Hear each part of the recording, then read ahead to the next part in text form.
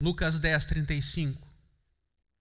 No dia seguinte, separou 2 denários e os entregou ao hospedeiro, dizendo: cuide deste homem, e se você gastar algo a mais, farei o reembolso quando eu voltar. O serviço que o samaritano prestou, pelo menos quando a gente olha para essa parábola, foi bem caro. Fica evidente que ele colocou, inclusive, os seus planos de lado para poder prestar esse auxílio àquele homem semi-morto na estrada para Jericó. Para onde quer que estivesse se dirigindo, naquele dia, o samaritano com certeza não chegou no seu destino. Mais ainda, arriscou a própria segurança ao parar numa estrada perigosa como aquela conhecida como sendo uma estrada de salteadores. O preço do seu ministério teria sido ainda maior se os ladrões tivessem retornado e roubado o próprio samaritano. A Bíblia diz que o samaritano levou o ferido para uma hospedaria e cuidou dele a noite toda. No dia seguinte, ele pagou por provavelmente alguns dias, ou quem sabe mais, semanas de hospedagem. Contudo, em última análise, seu gesto de misericórdia não tinha data de término, não tinha dia para terminar. Ele quase que deixa um cheque em branco porque se responsabiliza pelas despesas futuras. Eu pagarei todas as despesas deste homem. Em outras palavras, é o que ele estava dizendo. Queridos, o ministério de misericórdia, não nos enganemos, é algo custoso. Não adianta fazermos de conta que todos estamos sempre animados, que todos estamos dispostos e que temos recursos para atender a toda dor, sofrimento e carência que estão diante de nós. Quando um empresário declara, aspas, fiz uma doação lá no meu escritório, sua atitude é mais simbólica. Diferente do espírito cristão de misericórdia, e eu quero tentar mostrar isso nessa manhã. A Bíblia afirma várias vezes que não basta ofertar aos pobres. Devemos ofertar com generosidade. O que quer dizer a generosidade? Não é só intenção boa, mas é em quantidade. De certa forma, de maneira sacrificial. Veja Deuteronômio capítulo 15, versículos 7 e 8. Já olhamos esse texto antes, mas voltamos a ele. Se houver algum pobre entre vocês no meio dos seus irmãos, em alguma das cidades de vocês, na terra que o Senhor, seu Deus, lhes dá, não endureçam o seu coração. Pense um pouco. Nem fechem as mãos a seu compatriota pobre. Pelo contrário, devem abrir a mão para ele e lhe emprestar o que lhe falta. Tudo aquilo de que tiver necessidade. Quantos creem que essa aqui é a palavra de Deus? Nós vamos ler alguns textos bem delicados hoje, e alguns talvez vão até nos ofender de certa maneira, ou algumas coisas que eu vou dizer nessa manhã poderão ser um pouco delicadas até, mas a minha oração, o meu pedido nessa manhã é que você esteja aberto para a vontade de Deus, para o que o Espírito Santo quer falar, porque não é pelo fato disso ser desconfortável ou quem sabe até um pouco invasivo quanto à nossa vida privada que não seja a palavra de Deus. Porque a gente está acostumado com outros parâmetros, quem sabe. Estamos acostumados a um outro jeito de funcionar que, quem sabe, visitado esse jeito pela palavra, poderá surgir uma reforma, uma transformação, como Paulo mesmo nos ensina. Se deixem transformar por uma renovação da mente de vocês. Paulo dá a entender que uma oferta pífia não é apenas sinal de mesquinhez, mas é sinal de avareza. Veja 2 Coríntios 9:5. O contexto é outro, evidentemente, mas vamos nos deter no final desse trecho. Julguei necessário recomendar aos irmãos que me precedessem na visita a vocês e preparassem de antemão a oferta que vocês prometeram, para que esteja pronta como expressão de generosidade e não de avareza. O dinheiro sempre foi um tema delicado para muitos de nós, para o ser humano como um todo.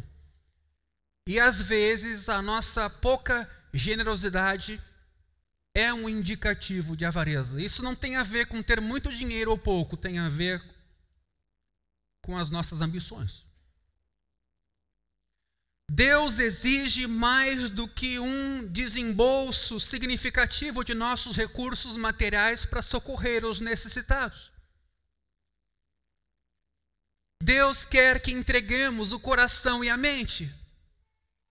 Não é só pegar um amontoado de dinheiro, roupa e comida e entregar, mas é o envolvimento com aquela necessidade e o desejo de servir. Isso é muito diferente. E aqui também se diferencia bastante a atitude de um empresário, de alguém bem de vida, que às vezes doa, não quer muito envolvimento com a pessoa que recebeu, e o trabalho de um cristão que tem um ministério de misericórdia. Somos impelidos a entregar no ministério de misericórdia, de cuidado com vulneráveis, entregar o coração e a mente. Nesse sentido, não deveríamos ter que fazer muito esforço, por exemplo, não deveríamos ter que fazer muito esforço para levantar uma oferta para quem precisa. Isso não deveria ser uma coisa difícil. Não poderia ser entre cristãos algo difícil. Não teria que haver convencimento, persuasão, não teria que haver um malabarismo que às vezes acontece em alguns espaços, até com manipulação emocional para que as pessoas se sensibilizem. De repente a gente mostra um vídeo, aí as pessoas ofertam. Isso é muito comum. A igreja deveria ser o primeiro povo a ser generoso. Quantos dizem amém para isso? E se envolver com os necessitados. Salmo 41, versículo 1 diz: bem-aventurado é aquele que ajuda os necessitados. Bem-aventurado quer dizer feliz. Muitos de nós que podemos ajudar nessa calamidade percebemos como a gente pode ser útil.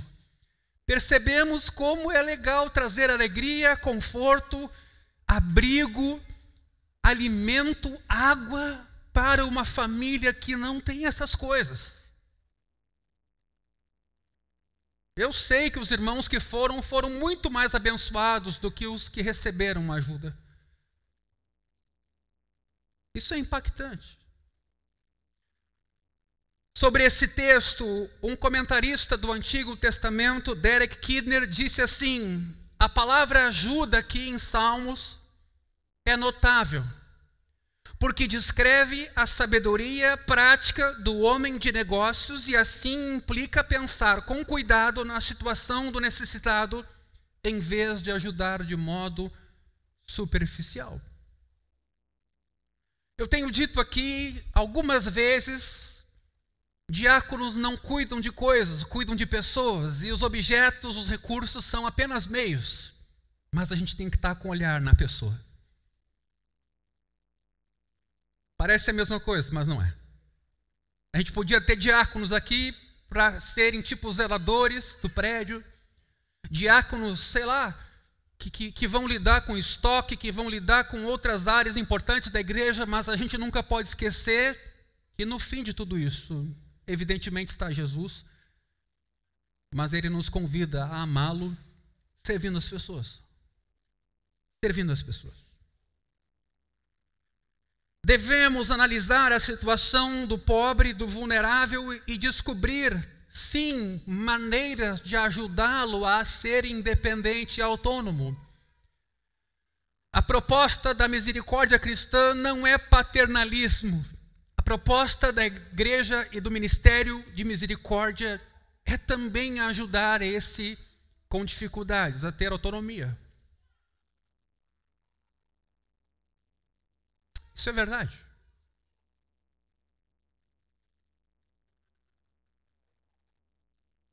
Mas o que requer isso? Investimento pessoal de tempo. Sentar com essa pessoa. Ir na casa dela, ver como é que ela está administrando os recursos dela, ver como é que ela está no trabalho, por que o patrão não está gostando do trabalho dela, ou por que ela, como gestor de um negócio, não está fazendo um trabalho que ela deveria fazer, ela perde os clientes. Quer dizer, o ministério de misericórdia é mais do que dinheiro, queridos. É olhar para alguém que está tendo dificuldades, por exemplo, nesse sentido, e tomar essa pessoa pela mão e ajudá-la a chegar numa situação de condição digna para a sua família. Deus busca um coração generoso e espontaneamente disposto a ajudar os necessitados. Sem esse coração, queridos, o que entregamos com as mãos não é aceitável. Não me entenda mal, 2 Coríntios 9:7, um texto clássico nesse sentido, Paulo diz: cada um contribua segundo tiver proposto no coração. Muitas das vezes esse texto aqui é lido assim: bom, então se eu não estou com algo no coração, eu estou desincumbido de ajudar. Você está fazendo uma leitura errada. O convite é para que todos se engajem e que reorientem os seus corações para pensarem o que estão fazendo. E se não estão pensando, busquem em Deus ajuda, busquem no pastor, na igreja, algum tipo de auxílio. Cada um contribua segundo tiver proposto no coração, não com tristeza ou por necessidade. Mas o texto avança, porque Deus ama quem dá com alegria. O desafio é grande, evidentemente. Quando a gente começa a pensar em todo tipo de necessidade de uma pessoa vulnerável, não é só dinheiro, às vezes é muito além disso, bem mais do que dinheiro. Às vezes é abrigar na sua própria casa, como alguns fizeram nessa calamidade, com vitimados que perderam tudo. Será possível, então, a classe média abraçar o ministério de misericórdia sem alterar radicalmente seu estilo de vida? Essa é a provocação que eu queria fazer nessa manhã. Porque tem ajuda para ser dada, tem necessidade material. Eu, de um outro lado, ganho o meu salário mensal, ganho a minha renda mensal. Como é que eu concilio minha vida, minha família e o exercício desse ministério? Existe hoje um chamado para que os cristãos levem uma vida mais simples. O ensino básico dos que propõem esse estilo de vida é mais ou menos esse: entregue ao Senhor e aos necessitados todos os seus bens materiais e conserve apenas o imprescindível. Talvez o defensor mais famoso desse estilo de vida seja Ron Sider, um americano, atacado bastante por conservadores, pela proposta ousada dele, de olhar com mais atenção para o necessitado. Ele propõe o que chama de dízimo gradual. O dízimo aumenta na proporção em que os rendimentos da pessoa aumentam. Sider dizia que para uma família de 5 pessoas nos Estados Unidos, ele era de lá, tudo o que passasse de $14.800 por ano, na época, 1977, deveria ser ofertado. Isso quase que dá uma média por pessoa de $250. O que excedesse esse valor deveria ser ofertado. Ele incentivava as famílias a viverem de forma comunitária, a ficar de 2 a 3 anos sem comprar roupas, a baixar o padrão de vida drasticamente e com isso ter condições de dar 20 a 50% da renda ao Senhor e aos necessitados. Algumas igrejas foram construídas com base nesses princípios. Sider menciona várias dessas igrejas num livro da sua autoria. Em um desses grupos, o Reba Place Fellowship, muitos membros moram em casas e apartamentos que pertencem à igreja.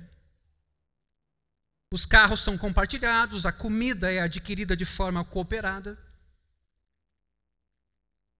Em 1980, pouquinho depois, o custo de vida médio mensal de um americano era de $240 por adulto. Ou seja, cerca de 30% dos assalariados entregavam acima de 50% dos seus ganhos à igreja. Outros 20% entregavam mais de 30% dos seus ganhos. Calma, não se assuste, você está chegando na igreja hoje, está imaginando que eu vou trazer aqui uma proposta semelhante, mas eu estou colocando que isso existiu e ainda existe em algumas comunidades. Por quê?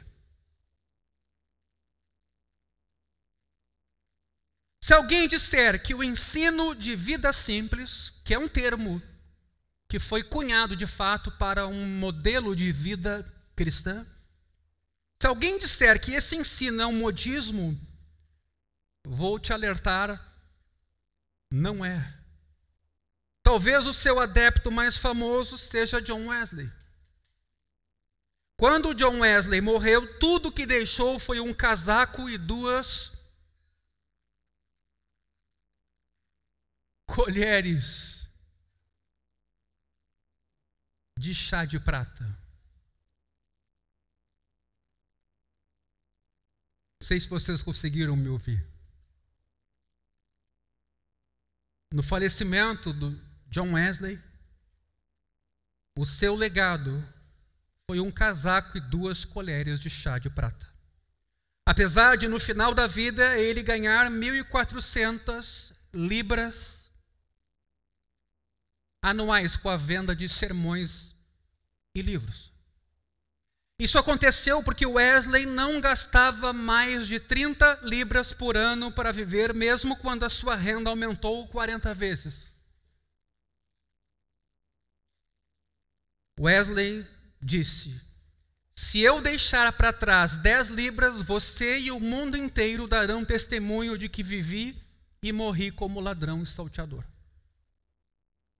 Outro homem que viveu em situação humilde foi o notável George Miller, de Bristol. Quando morreu, ele tinha somente $850. Contudo, estima-se que Miller deu $180 mil à obra de Deus. O conceito, queridos, do estilo de vida simples não ficou restrito a alguns líderes conhecidos.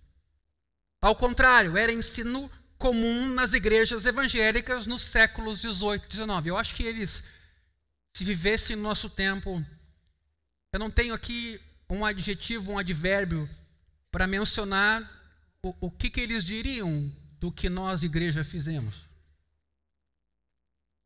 O pastor e compositor sacro John Newton escreveu uma carta muito interessante a um jovem pai de família que queria saber quanto deveria ofertar aos pobres. Logo de início, ele expressa o seu desagrado com o jeito mundano de a maioria dos cristãos lidar com questões financeiras.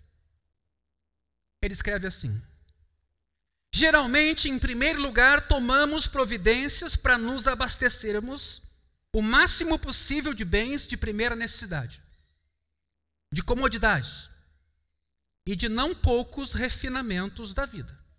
Depois buscamos fazer um bom pé de meia, como se diz, para quando olharmos para os filhos e familiares, aquietarmos o coração dizendo: agora estão bem cuidados.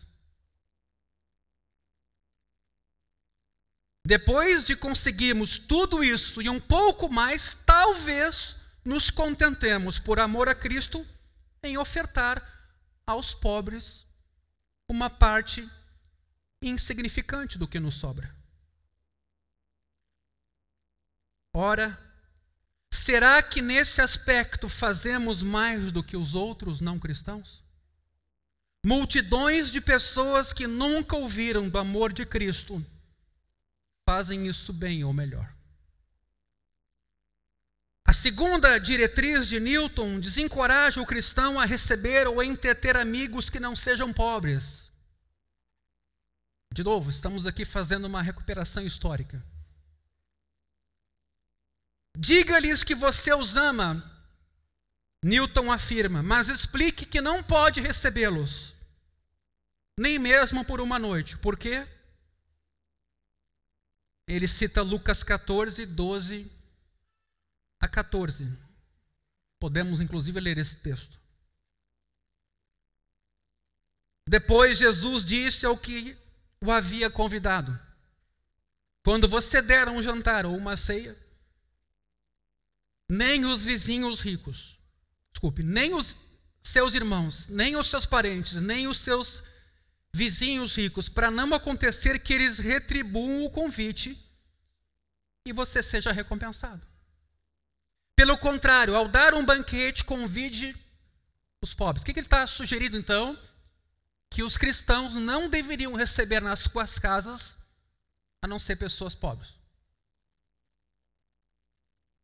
Convide os pobres, aleijados, coxos, cegos, e você será bem-aventurado pelo fato de não terem eles com que recompensá-lo.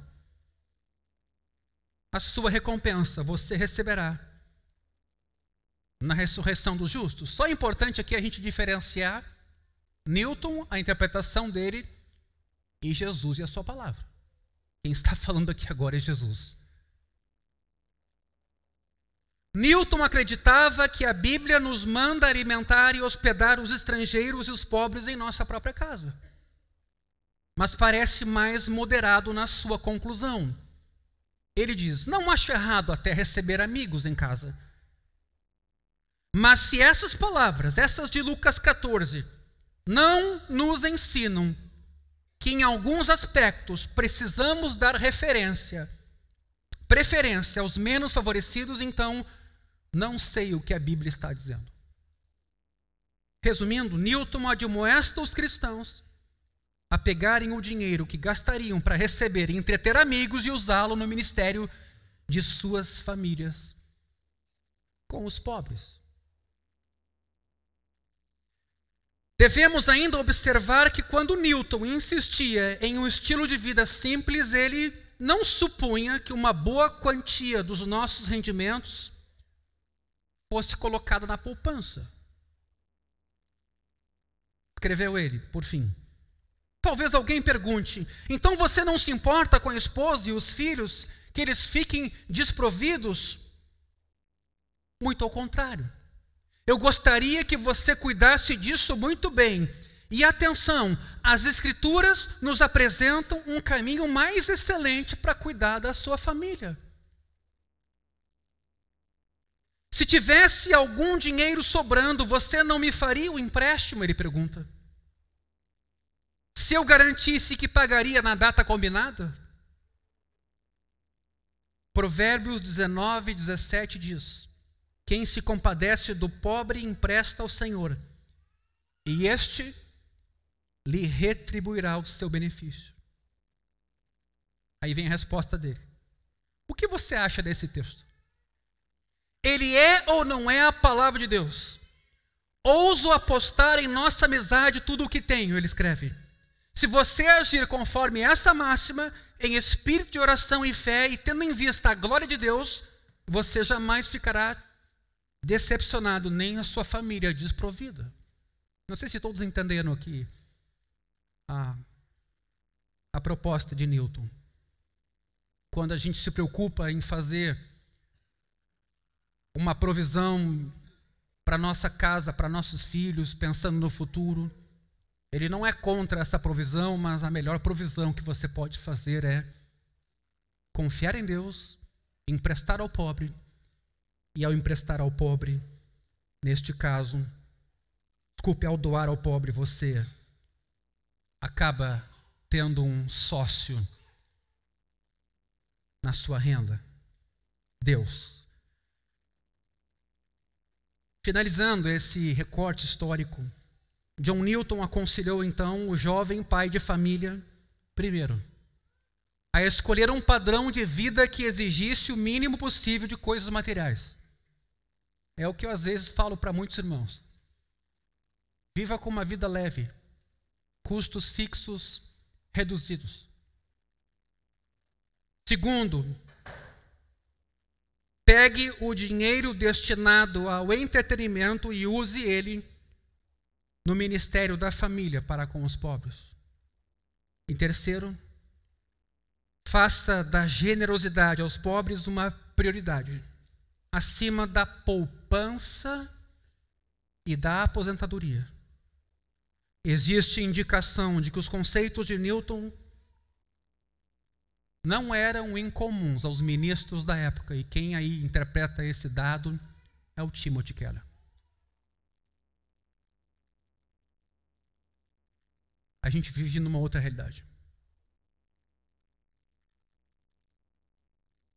Os cristãos divergem bastante quanto a essas questões aqui. Como observamos, algumas pessoas veem esse chamado na Bíblia toda. John Wesley, em um sermão baseado em Mateus 6, não ajunteis tesouros na terra, afirma que o cristão que possui mais do que o suficiente para suprir necessidades básicas da vida, nega o Senhor de forma aberta e costumeira, conquistou para si riquezas, e ele diz, aspas, o fogo do inferno. Outras pessoas têm muita dificuldade com essa perspectiva. Aí tem alguém aqui que contrapôs o Ronsider chamado David Chilton, de novo também um expoente de um outro lado do espectro. Ele escreve, a única exigência de Deus é que entreguemos 10% da nossa renda. Uma vez que cumpramos essa exigência, nada mais nos é exigido. De acordo com esse pensamento, ninguém, não importa o tamanho da sua riqueza, é obrigado a entregar mais do que o dízimo. Esse conceito, então, rejeita o chamado a um estilo de vida simples, pelo menos proposto por Sider, Wesley e Newton. Mas o que a Bíblia diz sobre uma vida simples?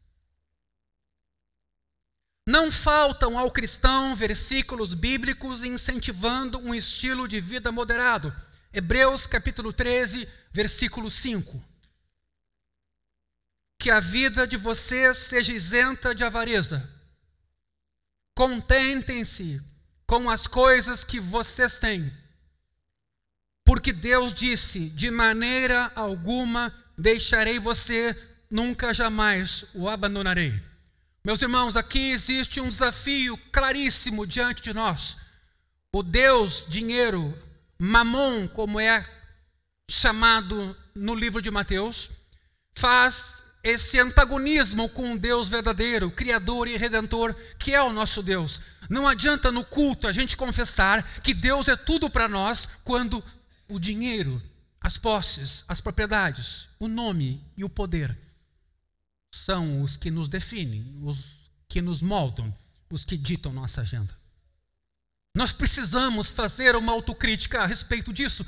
Nós agora há pouco estávamos cantando, nada mais importa. Eu cantava aquilo ali e dizia, meu Deus, será que nada mais importa de verdade? Eu estou cantando isso com a seriedade das palavras que ali estão colocadas. Nada mais importa, nada toma o teu lugar. Opa! Veja esse texto.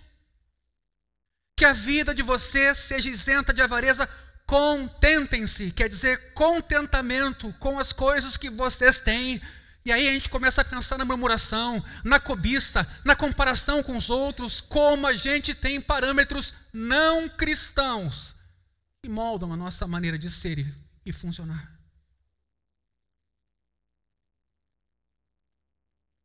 E Deus então se apresenta como o nosso bem maior, nosso tesouro, nossa herança. De maneira alguma deixarei você, nunca, jamais o abandonarei. Para ser feliz, temos de nos livrar do amor ao dinheiro. Para sermos felizes, bem-aventurados, nesse sentido que eu estou dizendo felizes, precisamos nos livrar da cobiça, aqui definida como impulso contínuo de elevar o nosso padrão de vida. O Senhor está dizendo então que a pessoa que pensa em ganhar mais dinheiro tem um problema. Não, eu vou chegar lá. Mas aqui a gente tem que ter cuidado para que o aumento da renda e das propriedades não seja por avareza. E você precisa colocar o seu coração diante de Deus para você não ser atormentado com muitas dores, como Paulo vai dizer depois. Quando é a avareza, aquela mola propulsora do teu trabalho e do teu esforço. De novo, Hebreus 13:5. Palavra de Deus. Que a vida de vocês seja isenta de avareza. Contentem-se com as coisas que vocês têm. Como a gente tem a tendência de olhar o que não tem. Porque sempre tem alguém perto da gente que tem mais. E é a partir desse critério que a gente reclama, que a gente murmura, que a gente entra numa batalha que não precisa. O mais bonito para mim desse texto é o seu desfecho. Porque Deus mesmo promete ser nossa herança. Deus promete ser o nosso testamento, o nosso cálice. Entretanto, Hebreus 13:5 não é muito explícito sobre que padrão de vida é esse. Ele lida com o tema da avareza, contentamento, mas qual o padrão de vida o Novo Testamento, quem sabe, propõe? 1 Timóteo capítulo 6, versículo 6, é mais claro. De fato, grande fonte de lucro é a piedade com o contentamento, porque nada trouxemos para o mundo, nem coisa alguma podemos levar dele. Agora vem o padrão. Tendo sustento e com que nos vestir, estejamos contentes. Tendo sustento e com que nos vestir, estejamos contentes. Versículo 9.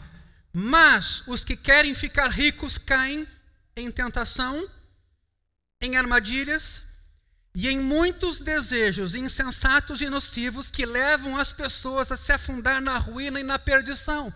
Palavra do Senhor, palavra de Deus.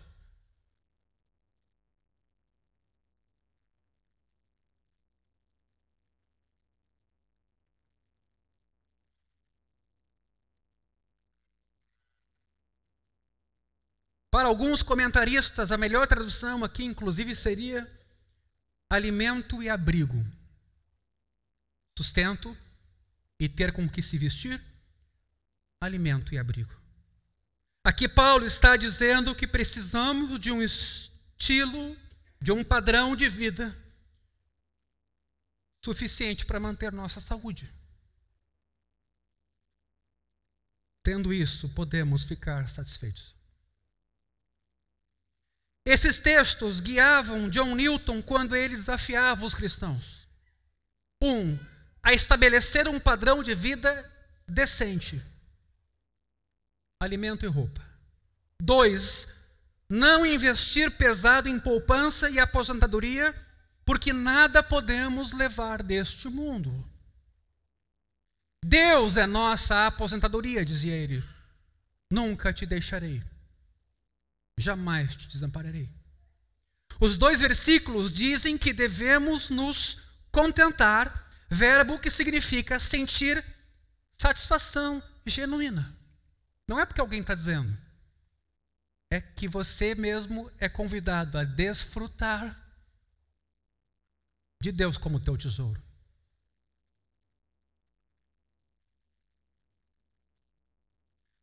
Não há ansiedade, lamento corrosivo, nem ressentimento contra quem possui, como o próprio Newton diz. Comodidades e refinamentos da vida, coisas que vão além do necessário. A diferença entre cristãos e não cristãos é a confiança de que Deus proverá as coisas materiais. Veja 2 Coríntios capítulo 9, versículo 6. Aquele que semeia pouco também colherá pouco. E o que semeia com fartura também colherá com fartura. Adiante. Cada um contribua segundo tiver proposto no coração, não com tristeza ou por necessidade, porque Deus ama quem dá com alegria. Adiante. Deus pode tornar abundante em vocês toda graça, a fim de que, tendo sempre em tudo ampla suficiência, vocês sejam abundantes em toda boa obra. Adiante. Como está escrito: distribuiu, deu aos pobres. Eu não estou no Antigo Testamento, gente. A sua justiça permanece para sempre.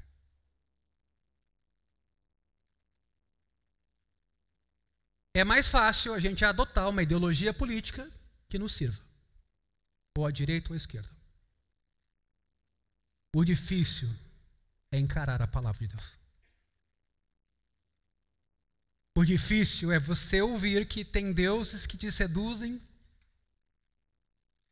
tem deuses que você, para eles, constrói justificativas até bíblicas, mas lá no fundo do teu coração tem aquela avareza, aquela mesquinhez.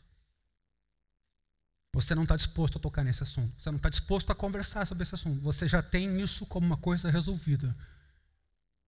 E cuidado, não faça espantalhos, para você também se proteger. Às vezes a gente faz espantalhos de espectros políticos, porque a gente não quer tocar naquele assunto. Mas a gente está vivendo uma vida para nós mesmos. O dinheiro, sim, muitas das vezes é quem nos define. E Jesus quer nos libertar disso. Veja aqui o Antigo Testamento recepcionado pelo apóstolo Paulo, num contexto de semear. É evidente que o sentido de semear é espiritualmente, com a promessa de que Deus nos tornará abundantes por meio da sua graça, para a gente ter ampla suficiência, mas tudo, de novo, não visando a avareza, mas fazer boa obra. Distribuiu, deu aos pobres, a sua justiça permanece para sempre. Meus irmãos, isso quer dizer que os cristãos não têm motivo para ganhar dinheiro e aumentar seu patrimônio? De jeito nenhum. Não crie o espantalho. O motivo principal do cristão é ser excelente em seu trabalho para a glória de Deus. E se ele tiver voltado para a glória de Deus, é muito provável que ele vai ser bem-sucedido, vai reunir patrimônio, vai ser generoso e vai abençoar muitas pessoas. A Bíblia nos manda trabalhar com afinco, com habilidade, de forma a glorificarmos a Deus e a servirmos ao próximo. Há muitas passagens bíblicas que eu nem vou abrir agora. Provérbios 18:9, Provérbios 22:29, Eclesiastes 3:22. Em geral, dedicação ao trabalho resulta em aumento de renda. Provérbios 10:2, Provérbios 12. Embora esse não seja o objetivo principal do cristão em trabalhar, E aqui para mim está a questão. Provérbios 23, 4. Não se fatigue para ficar rico.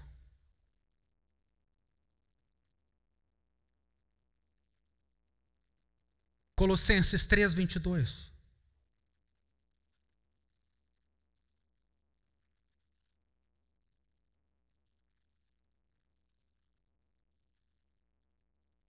Servos, obedeçam em tudo a seus senhores aqui na terra, não servindo apenas quando estão sendo vigiados, visando somente agradar pessoas, mas com sinceridade de coração, temendo o Senhor.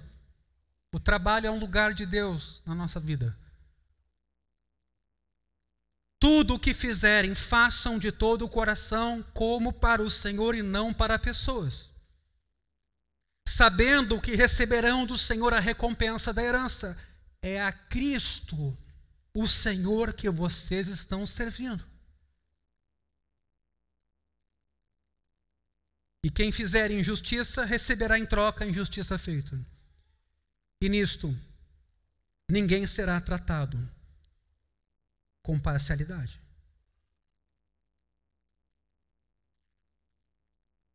Trabalhamos para a glória de Deus. Fazemos tudo como se fosse para o Senhor, até para que outros deuses não nos dominem, governem, e a gente sofra as consequências disso. Queridos, isso é sério. Todos nós temos que pensar, refletir a respeito deste tema e ser, cada um de nós, iluminado pela verdade do Evangelho. O segundo motivo, e aqui já caminho para o fim, do cristão para aumentar o rendimento financeiro é ser frutífero em boas obras. Paulo, ao falar sobre ladrões que se converteram, diz, Efésios 4:28, um texto clássico: aquele que roubava não roube mais, pelo contrário, trabalhe fazendo com as mãos o que é bom, para que tenha o que repartir com quem está passando necessidade. Então, quando a esquerda faz uma crítica de que o conservadorismo é indiferente, é frio e cria eventualmente alguns sistemas para deixar as coisas tais como elas estão, a gente tem que, no mínimo, ouvir não os motivos, não o aparato teórico, não os fundamentos, mas os sinais que nos são apresentados de que tem muita gente sofrendo, muita dor, muita desigualdade, muita necessidade. Se você é cristão, você tem que encarar essa realidade e pedir de Deus misericórdia e que Ele nos ajude. A gente tem que ter cuidado com esse assunto. Devemos acumular riqueza precisamente para fazer obras de misericórdia e expandir o reino de Deus. Mateus 6,19 na NVI. É interessante como esse texto está posto. Não sei se temos essa tradução, mas eu faço a leitura, é muito simples. Na NVI, Mateus 6,19 está assim: as riquezas não devem ser acumuladas para vocês. Na Nova Almeida atualizada não há essa menção. Mas na NVI tem esse trecho: para vocês, que no mínimo a gente deve considerar. Queridos, eu vou continuar com esse tema domingo que vem. Tem muita coisa ainda para ser percorrida nessa direção.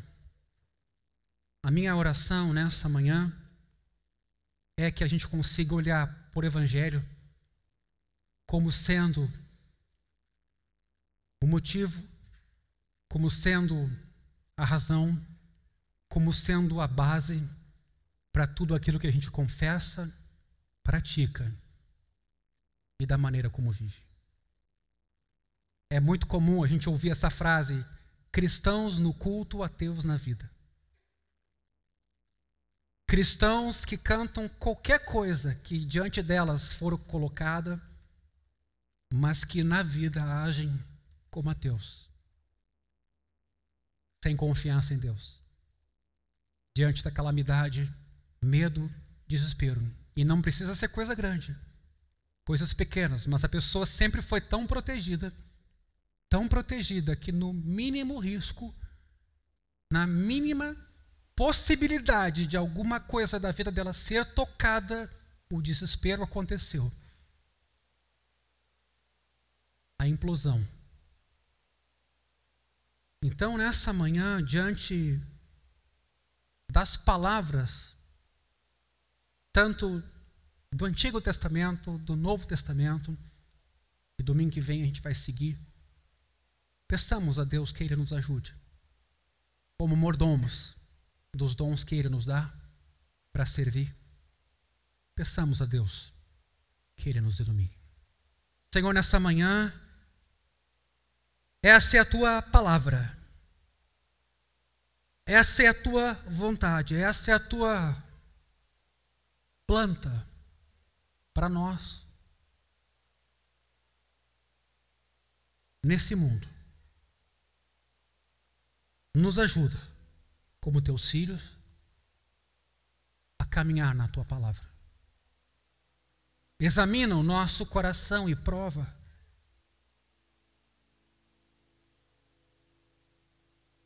Ilumina com a Tua luz para pôr a descoberto todo tipo de avareza, egoísmo, mesquinharia, indiferença, murmuração, falta de contentamento e de confiança no Senhor. A boa notícia de tudo isso é que o Senhor é bom e nos tem dado a Sua palavra para nos livrar de ruínas e perdições que nos tentam com a avareza, com a cobiça e com a inveja. Nessa manhã nós acolhemos a Tua palavra, que ela nos transforme lá dentro e que ela nos ajude. Que ela faça aquilo que homem algum, ideologia alguma pode fazer. Que ela produza convencimento que argumento algum pode produzir. Que seja a Tua palavra a falar com cada um de nós.